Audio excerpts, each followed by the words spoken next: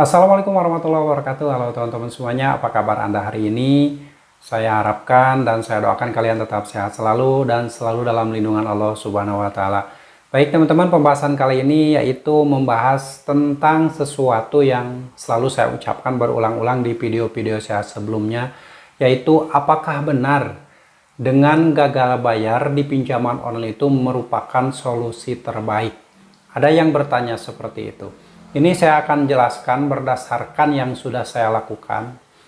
Dan sebagai gambaran buat teman-teman semuanya, ketika Anda masih merawat pinjaman online, ini hal-hal kecil yang akan berakibat fatal ketika Anda masih merawat pinjaman online.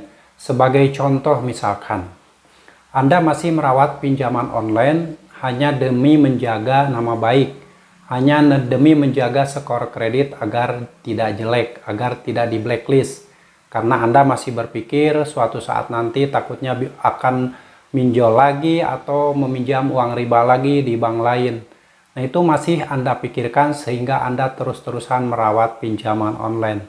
Dan hal-hal kecil yang seharusnya itu tidak dijadi permasalahkan, justru jadi masalah besar ketika Anda lebih mementingkan pinjaman online. Sebagai contoh, ini contoh real ya. Misalkan anak kita minta jajan. Anak itu sepele minta jajan. Kita punya uang cukup, bahkan banyak mungkin.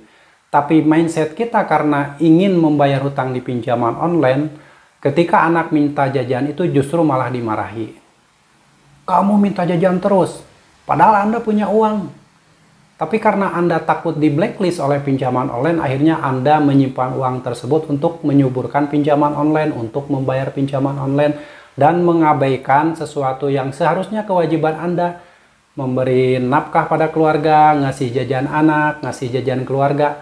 Itu hal sepele sebenarnya, tapi itu Anda abaikan karena Anda takut di blacklist oleh pinjaman online, takut gagal bayar, dan takut didatangi desa lapangan. Nah, itu pikiran-pikiran ruwet seperti itu terus menghantui Anda. Sehingga semua orang-orang yang seharusnya menjadi kewajiban Anda, yang seharusnya Anda sejahterakan, justru malah diabaikan. Itu contoh kecil. Jadi Anda berhati-hati ketika saat ini Anda masih merawat pinjaman online, masih senang menjadi budak pinjaman online. Pikirkan masa depan Anda. Jangan sampai suatu saat nanti Anda menyesal ketika semua yang Anda miliki sudah habis, harta Anda sudah tidak ada lagi, dan Anda sudah tidak bisa minjol lagi. Di situ Anda akan sadar. Mentok, pikiran butek, sementara Anda sudah tidak punya harta benda. Mungkin ada yang pekerjaan di PHK, nah itu akan lebih fatal lagi. Sementara Anda punya keluarga yang seharusnya itu dinafkahi oleh Anda. Itu adalah hal terkecil lah istilahnya, anak minta jajan dimarahi, padahal Anda itu banyak uang.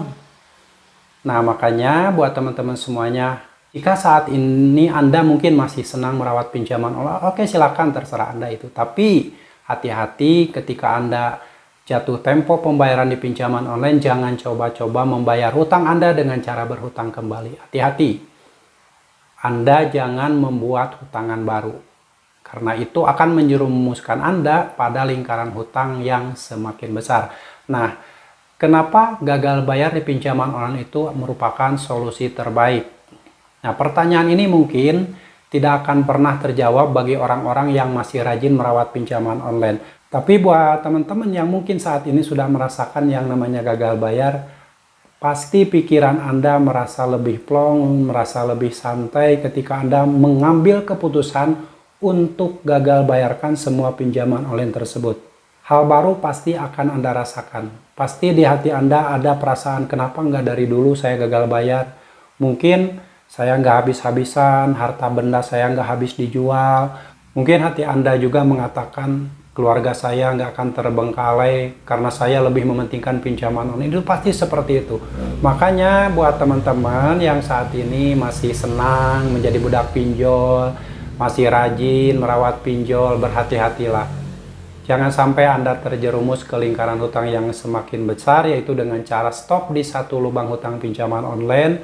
Jangan membayar hutang dengan cara berhutang kembali, baik di pinjaman online lain ataupun berhutang di tempat lain. Itu tidak boleh dilakukan. Lebih baik kalau Anda punya hutang di satu pinjaman online dan tidak mampu lagi untuk membayarkan, stop pembayaran dan gagal bayarkan.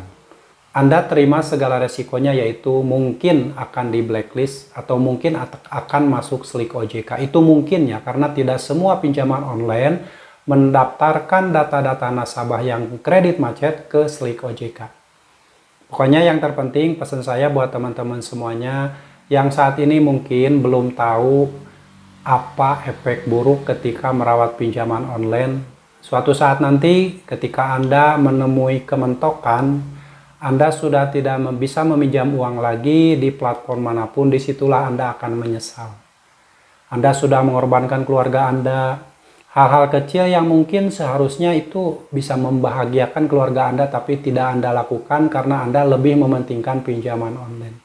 Nah, dari sekarang buat teman-teman semuanya, kalau Anda sudah mentok, tidak mampu bayar di pinjaman online, segera gagal bayarkan daripada Anda terus hancur-hancuran membangun masa depan pinjaman online.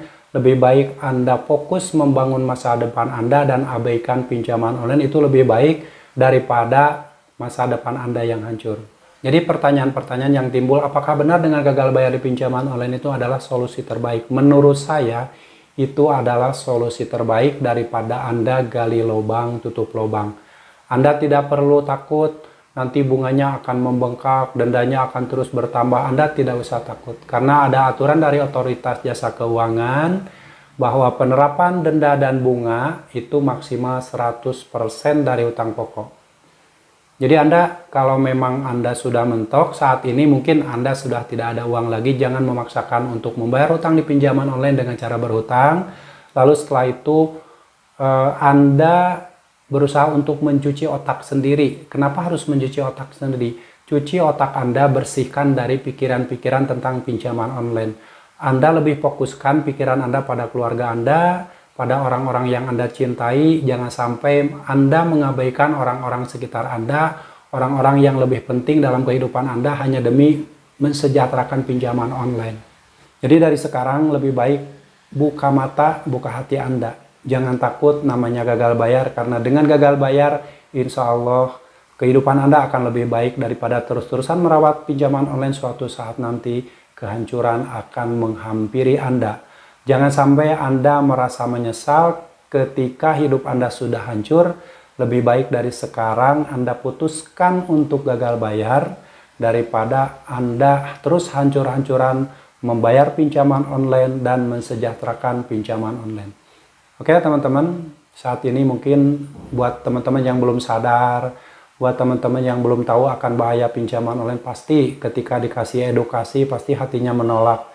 Karena Anda takut mungkin didatangi DC lapangan, takut di blacklist. Nah itulah pasti orang-orang yang takut gagal bayar itu yang dipikirkannya takut di blacklist, takut nggak bisa minjam uang riba lagi di kemudian hari, itu pasti seperti itu. Tapi yang terpenting kembali kepada Anda, kalau Anda ingin hidup lebih baik dari sekarang gagal bayarkan dan tinggalkan pinjaman online, fokus pada keluarga, fokus pada masa depan Anda dan anak-anak Anda. Jangan sampai hanya hal-hal sepele saja anak Anda minta jajan dimarahi hanya karena Anda ingin terus merawat pinjaman online. Dari sekarang rubah mindset Anda, jauhi pinjaman online dan lebih fokus membangun masa depan Anda dan keluarga Anda. Oke teman-teman yang saat ini mungkin ada yang kesulitan, sulit keluar dari jeratan pinjaman online, Anda meminta pertolongan sama Allah agar diberi petunjuk terbaik atas segala permasalahan Anda dan segera niatkan hati untuk meninggalkan pinjaman online. Insya Allah suatu saat nanti Anda akan hidup lebih baik dan jauh dari jeratan hutang pinjaman online. Sampai jumpa lagi di video saya selanjutnya. Wassalamualaikum warahmatullahi wabarakatuh.